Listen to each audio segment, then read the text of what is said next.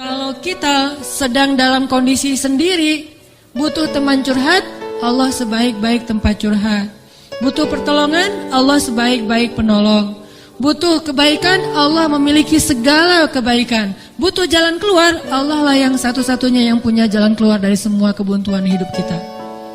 Makin banyak masalah, makin dekat sama Allah. Gak apa-apa kalau kita ngerasa, saya mah gak pede dekat sama Allah. Kenapa? Saya banyak dosa. Kalau gitu dekat sama Allah sebagai pendosa. Gimana dekat sama Allah sebagai pendosa? Tadi, Rabbi zalamtu nafsi faghfirli. Ya Rabbi, saya menzalimi diri saya sendiri, maka ampunkanlah dosa saya. Deketin Allah dengan minta ampun. Gak pede datang ke Allah. Kenapa? Soalnya takut ngecewain Allah. Kan kita udah minta, nanti Allah ngasih. Udah gitu namanya manusia, kadang-kadang kalau udah selesai dari masalah, balik lagi dia. Jauh lagi dari Allah, lalai lagi, dosa lagi, kan suka gitu. Karena kita masih kayak ragu sama kemampuan kita. Saya bisa gak ya istiqomah? Saya bisa gak ya taubatan nasuha? Daripada nanti saya udah minta sama Allah, Allah tahu banget kalau saya tuh masih labil, kan gak enak. Udah gak apa-apa, kita berbuat dosa, datang lagi sama Allah. Dosa lagi, datang lagi sama Allah. Kapan sih Allah pernah putus asa mengampuni dosa hambanya? Yang ada itu adalah hambanya putus asa minta ampun kepada Allah. Allah mah gak pernah putus asa. Gak ada kalimat satupun di Al-Quran dan hadis Allah bilang gini, saya gak akan ngampunin dosa kamu lagi. Kenapa? Udah 3 kali saya ampunin, kamu ulangi. Gak pernah Allah ngomong kayak gitu. Baik di Al-Quran gak pernah, di hadis gak ada. Baik hadis Nabi gak ada, hadis Qudsi juga gak ada. Gak ada cerita Allah tuh ketika kita datang pertama, ya diampunin. Datang kedua, udah deh. Datang ketiga, ini terakhir ya. Allah gak pernah ngomong gitu kan. Pas yang keempat, tidak ada maaf bagimu. Gak ada Allah ngomong kayak gitu. Selalu, wahai hambaku, qul ya ibadiyalladzina asrafu ala anfusihim. Katakan kepada hambaku yang sudah banyak dosa dan menzalimi diri sendiri. Qul ya ibadiyalladzina asrafu ala anfusihim. Allah tuh baik banget loh sama kita.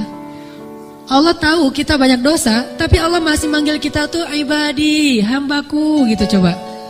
Itu panggilan lembut loh dari Allah. Allah kalau kasar panggil nama, ya Hanan, itu kasar tuh. Tapi ya ayah abdi itu lembut. Sama kayak Aisyah kalau marah sama Rasulullah manggilnya Muhammad. Aisyah, ini kata Aisyah sendiri, Aisyah radhiyallahu anha. Jadi kalau Aisyah manggil Rasulullah, ya Rasulullah, itu lagi enak tuh perasaannya, lagi moodnya lagi enak. Tapi kalau ya Muhammad, itu lagi marah. Tapi Rasul dipanggil Muhammad biasa-biasa aja ya. Kita mah kalau dipanggil nama, istri celaka nih, durhaka segala macam, keluar dalil. Nabi aja yang punya dalil nggak pernah ngeluarin, kita yang nggak punya dalil suka ngeluarin, kan aneh tuh. Hadis itu ucapan siapa? Ucapan Nabi kan? Ucapan saya apa ucapan Nabi? Lalu kenapa saya lebih sering mengeluarkan hadis itu daripada Nabi? Kan aneh tuh.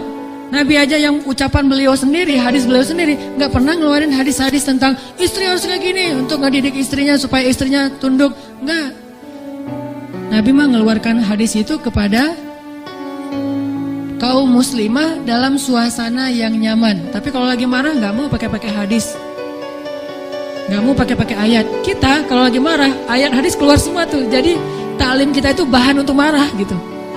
Kalau lagi marah ntar saya keluarin nih ayat-ayat yang kemarin saya dengar di taklim. Allah tuh baik banget sama kita. Udah banyak dosa masih manggil abdi, ibadi. Kalau yang banyak mah, qul ya ibadiyalladzina asrafu ala anfusihim. Katakan kepada hamba-hambaku, sama kayak ibu manggil ya Bunaya, wahai anakku, anakku. Udah sering ngecewain ibunya, masih dipanggil anakku, nggak dipanggil nama. Saking maha baiknya Allah kepada hamba. Katakan kepada hamba-hambaku yang melampaui batas. Arti melampaui batas berarti dosanya tuh udah nggak kehitung, udah banyak banget. Dia buat zina, dia membunuh, dia minum khamar, kalau sekarang narkoba, dia pokoknya durhaka, ninggalin sholat, semuanya dia lakukan, termasuk perdukunan, syirik. Tapi Allah masih bilang, qul ya ibadiyalladzina asrafu ala anfusihim. Apa pesannya? La taqnatu min rahmatillah. Jangan putus asa minta ampun sama Allah. Coba, gak pernah Allah putus asa ngampunin kita. Yang ada kita putus asa minta ampun sama Allah. La taqnatu min rahmatillah. Jangan putus asa minta ampun sama Allah. Innallaha yaghfirudz dzunuba jami'a. Allah mengampuni dosa semuanya. Semua dosa diampuni. Tapi saya Allah pernah syirik. Innallaha yaghfirudz dzunuba jami'a. Saya pernah berzina ya Allah. Yaghfirudz dzunuba jami'a. Saya pernah durhaka sama orang tua ya Allah. Yaghfirudz dzunuba jami'a. Saya pernah minum khamar, saya pengedar narkoba ya Allah. Yaghfirudz dzunuba jami'a. Saya pernah mencuri hak orang lain ya Allah. Yaghfirudz dzunuba jami'a. Semuanya diampuni. Memangnya ada tempat lagi bagi kita untuk lari dan berserah diri kecuali kepada Allah? Kalau kita punya masalah, adakah tempat yang lebih baik bagi kita untuk datang curhat dan mengungkapkan semua masalah kita daripada Allah? Makanya Musa tahu hal itu. Dia labil memang, dia anak muda dan itu wajar. Tapi dia tahu dan yakin satu kebaikan, bahwa selabil apapun, sebanyak apapun kesalahannya, dia selalu datang dan mengatakan Rabbi. Lalu mengakui kesalahannya. Zalamtu nafsi ya Rabbi. Salah lagi, bilang lagi Rabbi zalamtu nafsi, ini gimana nih ya Allah, saya salah melulu. Salah lagi ya Allah, salah lagi deh. Salah lagi ya Allah, salah terus. Salah lagi ya Allah, tolong dong, saya pengen berubah. Terus aja gitu. Jangan datang kepada manusia. Makin sering kita datang kepada manusia, kita makin rendah. Makin sering kita datang kepada Allah, kita makin tinggi.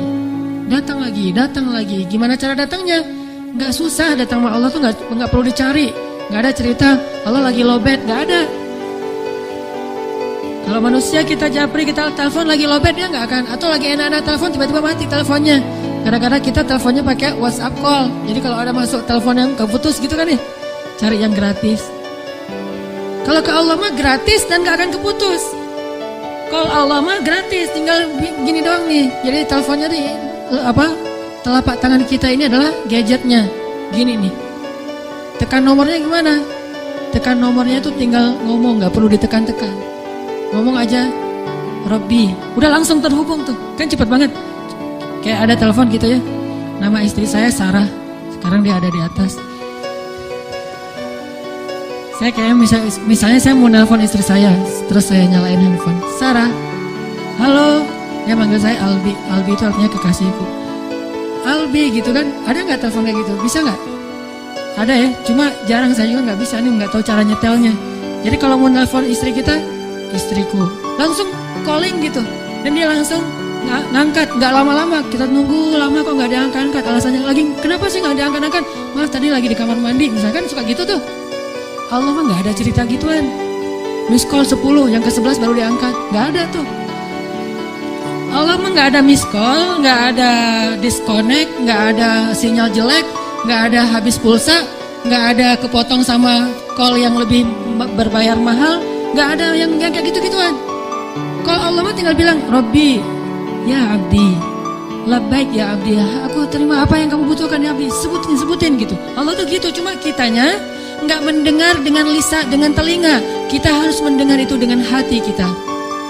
Kalau kita yakin, ana inda dhanni abdi bi, aku tergantung yakinnya hambaku, prasangka hambaku. Gimana perasaan hambaku? Kalau kalian yakin aku mendengar dan mengijabah, aku pasti mendengar dan mengijabah. Kan gampang, Allah mah tergantung kita ya. Jadi jangan salahin Allah. Allah aja bilang tergantung kita. Kalau kita ngerasa doa kita nggak diijabah, jangan salahin Allah. Kok Allah nggak ngijabah? Salahin diri kita, kenapa kita gak yakin Allah mengijabah?